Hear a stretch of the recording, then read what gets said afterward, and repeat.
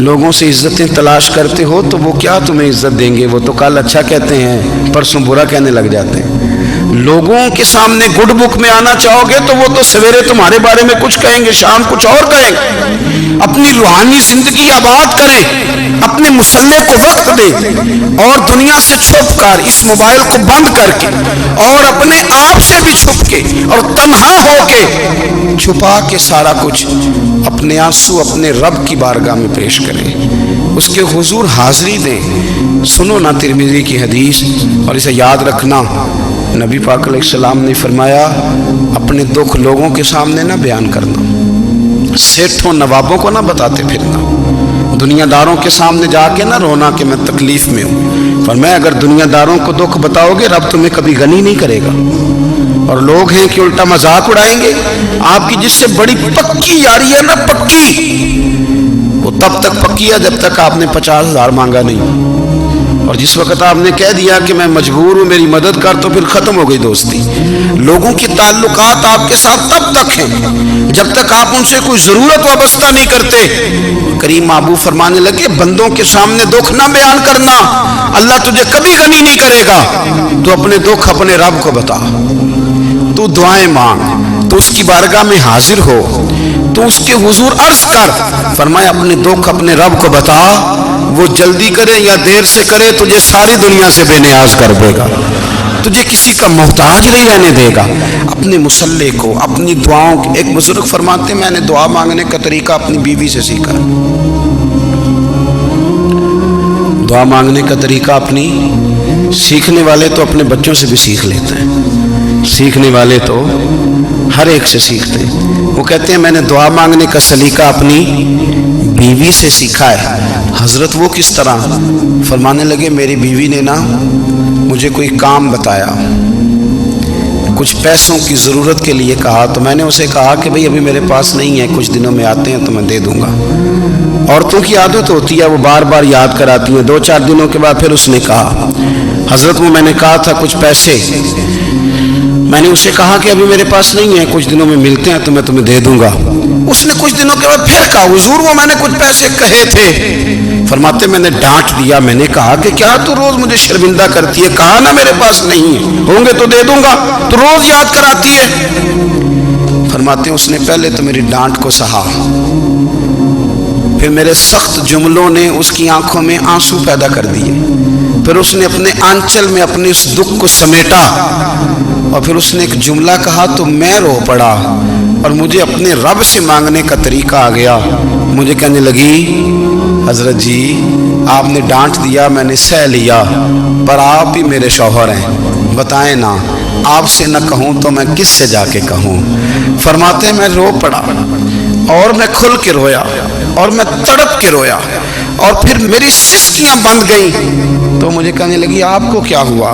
میں نے کہا مجھے بھی دعا مانگنی آ گئی ہے، جب میں اسے کہوں گا نا اللہ تو ہی میرا رب ہے، میں تجھ سے نہ کہوں تو میں کس سے جا کے کہوں؟ میں کیوں کسی بندے سے سوال کروں؟ میں کیوں کسی دنیا دار سے کہوں؟ میں تیرے بندوں کا، نیک بندوں کا وسیلہ لے کے، تیرے محبوب کی غلامی لے کے تیری بارگاہ میں آئیں، تجھ سے نہ مانگوں تو کس سے مانگوں؟ سمجھ آ گئی ہے؟ جب میں اس رنگ میں مانگوں گا تو پھر رب میرے اوپر بڑا ہی فضل فرمائے گا، وہ میرے اوپر بڑی رحمت کرے گا، وہ میرے لیے آسانیاں کرے گا۔ عزیز دوستو ہم اس طرح کرنے لگ گئے ہیں کہ ہم نے نا اپنے تعلقات پر اعتماد کرنا شروع کر دیا ہے۔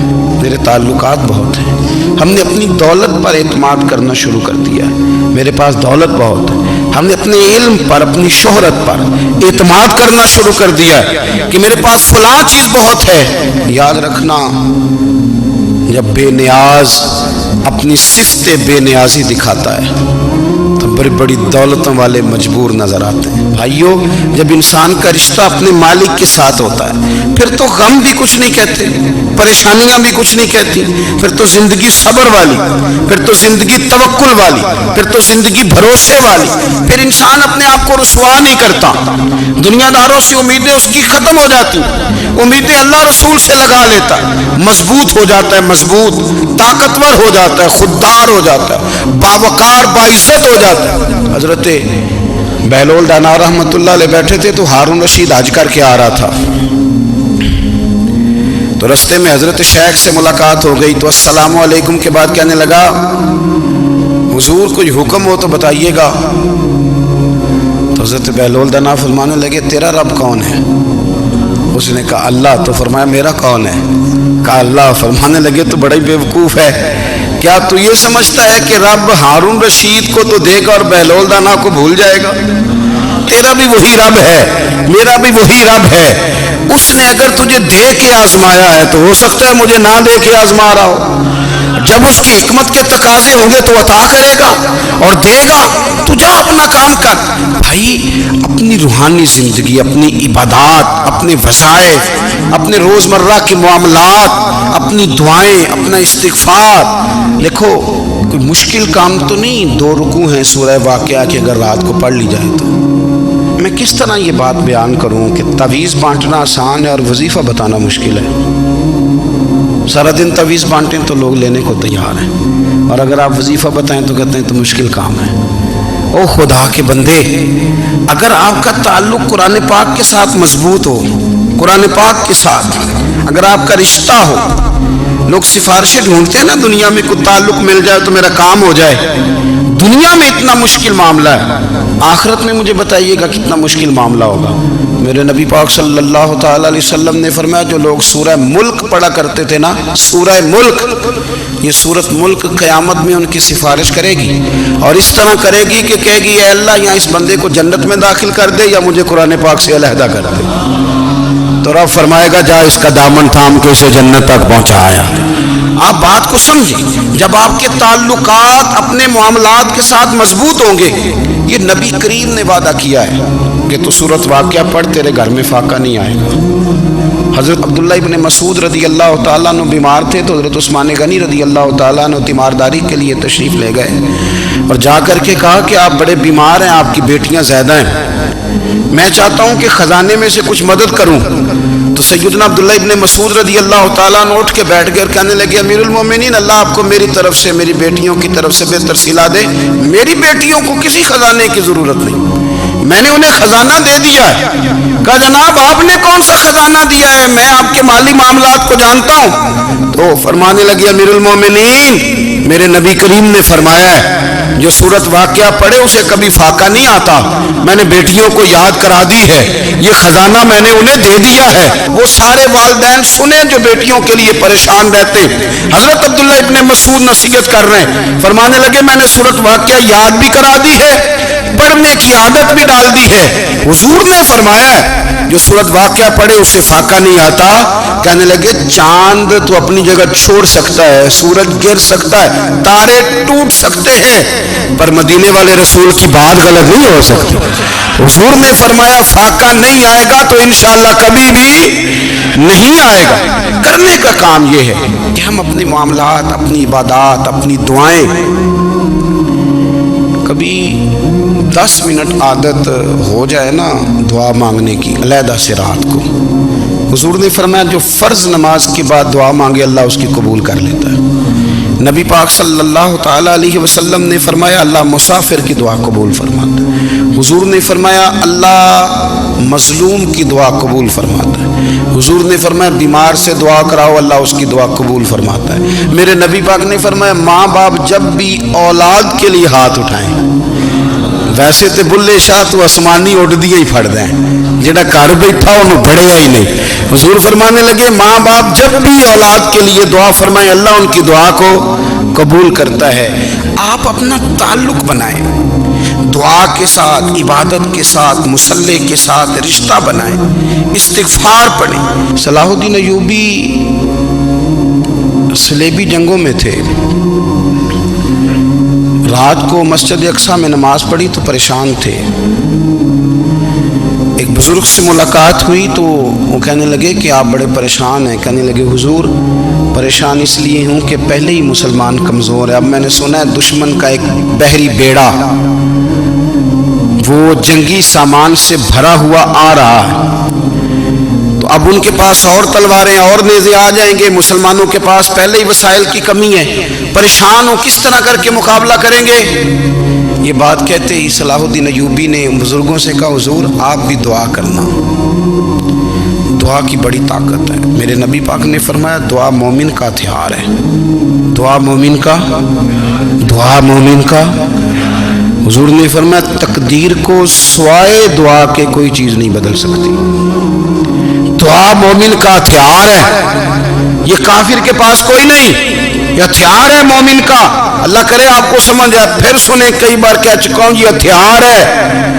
کافر کے مقابلے میں جو تیرے پاس سب سے بڑا ہتھیار ہے وہ دعا ہے. دعائیں کرانی چھوڑ دی، کرنی چھوڑ دی، لینی چھوڑ دی. حضرت سیدنا انس بن مالک رضی اللہ تعالیٰ عنہ فرمایا کرتے تھے میں نے وہ رنگ دیکھا ہے جب حضور دعا مانگتے تھے اور حضور کی مقدس آنکھوں میں آنسو بھی ساتھ ہی بہا کرتے تھے. میں نے وہ انداز دیکھا ہے. تو صلاح الدین ایوبی بزرگ سے کہنے لگے آپ بھی دعا کیجیے، اور خود رونے لگے اور سر سجدے میں رکھ کے رونے لگے اور عشاء سے لے کر فجر تک روئے، خوب روئے. صبح وہ بزرگ آئے تو صلاح الدین ایوبی کا خوبصورت اور ہنستا ہوا چہرہ دیکھا. کہنے لگے آپ بڑے خوش ہیں، رات تو میں نے بڑے روتے ہوئے دیکھا تھا. تو کہنے لگے حضور وہ جو بحری بیڑا آ رہا تھا نا وہ پانی میں ڈوب گیا ہے، اب وہ نہیں آ رہا. ابھی خبر آئی ہے تو میں بڑا خوش ہوں. بزرگ کہنے لگے اٹھ سینے سے لگ اور سن ایک بات، وہ بحری بیڑا پانی میں نہیں ڈوبا، وہ تیرے آنسوؤں میں ڈوب گیا ہے.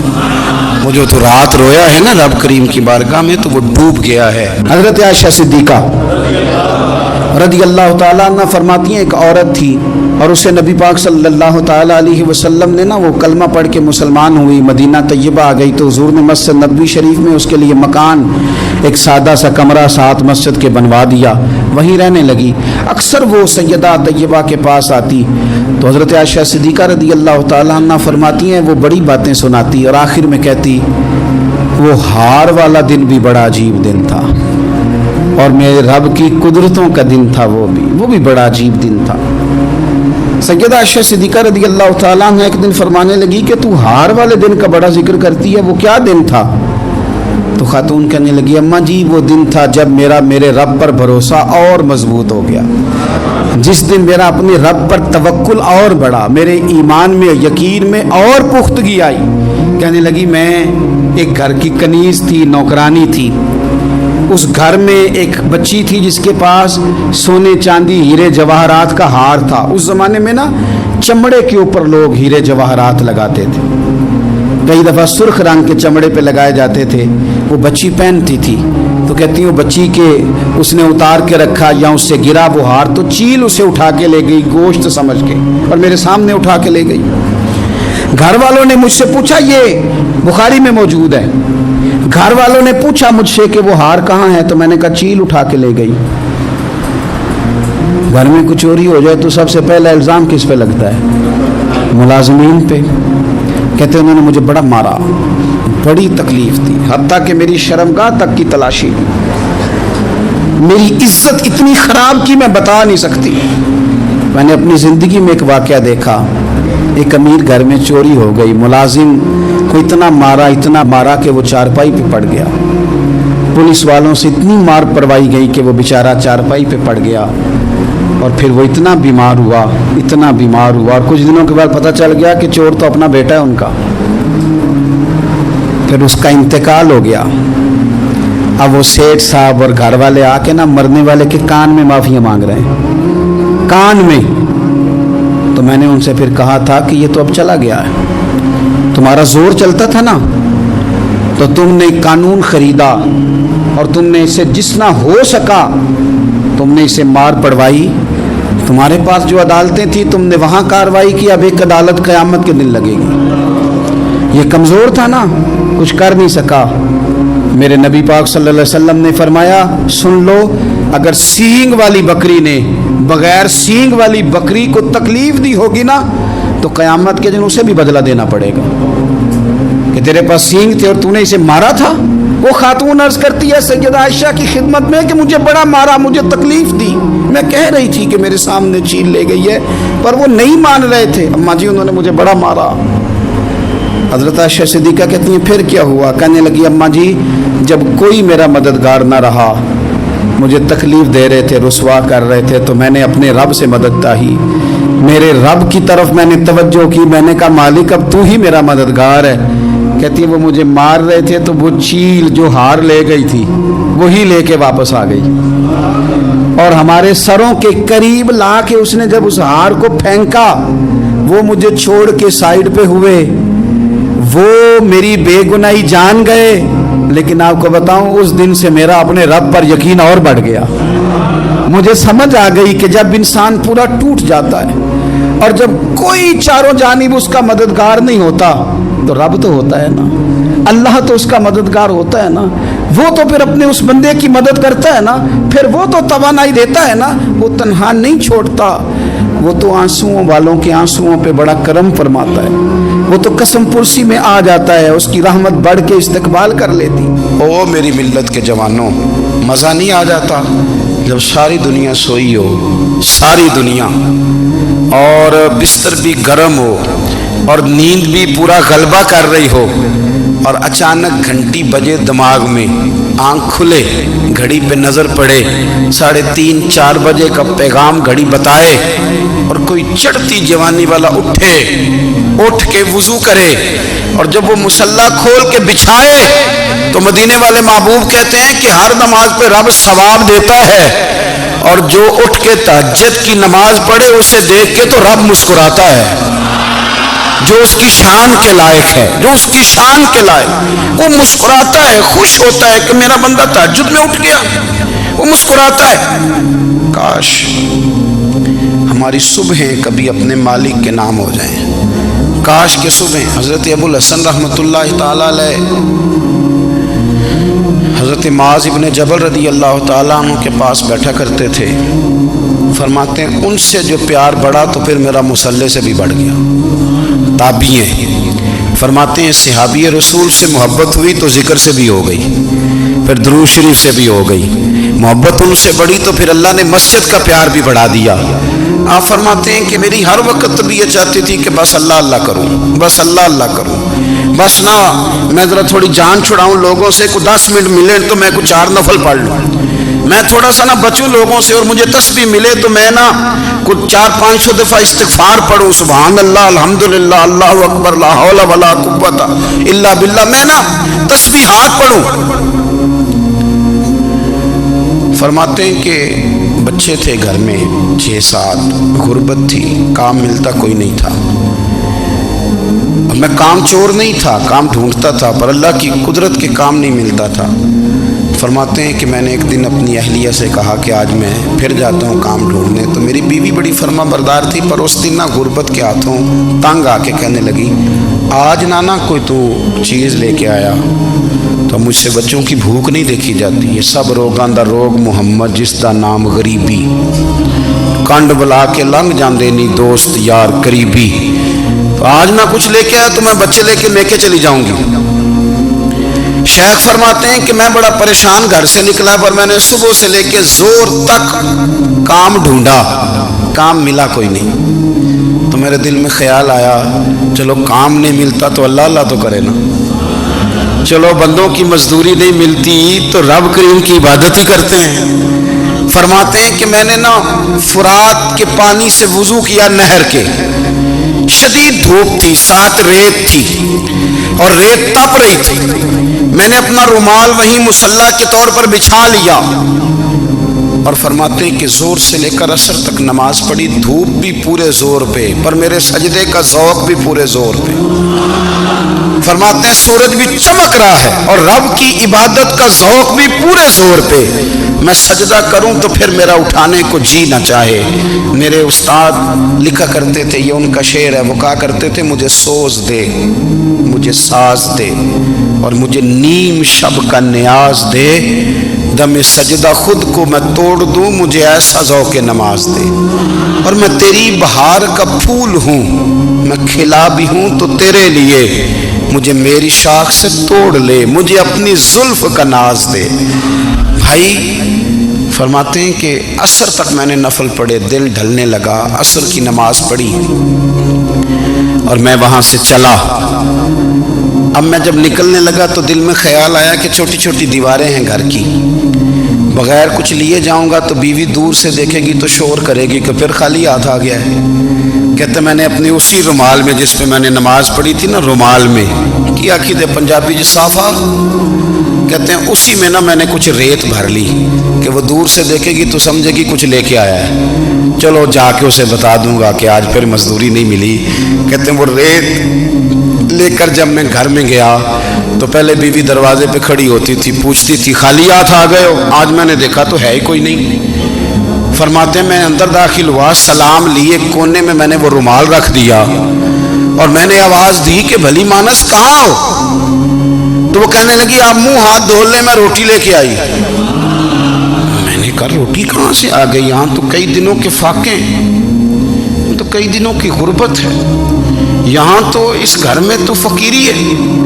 फरमाते हैं कि वो रोटी लेके आई और उस वक़्त की जो मौजूदा नेमतें थी, समझ ले सलाद अचार हर चीज़ साथ लाई। मैंने कहा कि बच्चे कहाँ गए? कहने लगी वो खाना खा के खेलने गए, आप खाना खा लें आ जाते। खाना उसने चुन दिया। मैंने हैरत अंगेज लहजे में सारी नेमतें अपने दस्तरखान पे देख करके बीवी से पूछा ये कहाँ से आया खाना? बच्चों को तूने कहाँ से खाना खिलाया? ये सारा कुछ कैसा है? तो कहने लगी पता नहीं आज आप किस करीम की मजदूरी करने चले गए थे, पता नहीं किस करीम की। मेरे घर में तो इतनी नेमतें आई हैं कि मुझसे संभाली नहीं जा रही, इतना अनाज है, इतना गंदुम है, किस करीम के दरवाजे आज चले गए थे? ये कहते कहते वो उठी और उठ करके कहने लगी पहले बड़ा कुछ आया था, अब क्या ले आए हो? और जा करके ना उसने वो रेत वाला रुमाल खोला, कहने लगे मैं तो लेके आया था रेत, तो मेरे रब ने उसे भी सोने और हीरे बना दिया था। जब आपकी तवज्जो अल्लाह की जानी, मेरे नबी पाक सल्लल्लाहु ताला अलैहि वसल्लम ने फरमाया हर चीज अपने रब से मांग, हर चीज मांग, हर चीज मांग। या रसूलल्लाह क्या कुछ? मेरे महबूब ने फरमाया तेरे घर में नमक भी खत्म हो जाए तो वो भी अपने रब से मांगा कर। तू मांगना, वो तुझे देगा, तो उसकी बारगाह में कशकोले तलब दराज तो करना। और तिरमिजी शरीफ में अजीब लफ्ज है, रसूल कायनात ने फरमाया, रब करीम फरमाते हैं जब मेरा बंदा हाथ उठाता है ना तो मुझे हया आती है कि मैं खाली कैसे लौटा दूं इसके।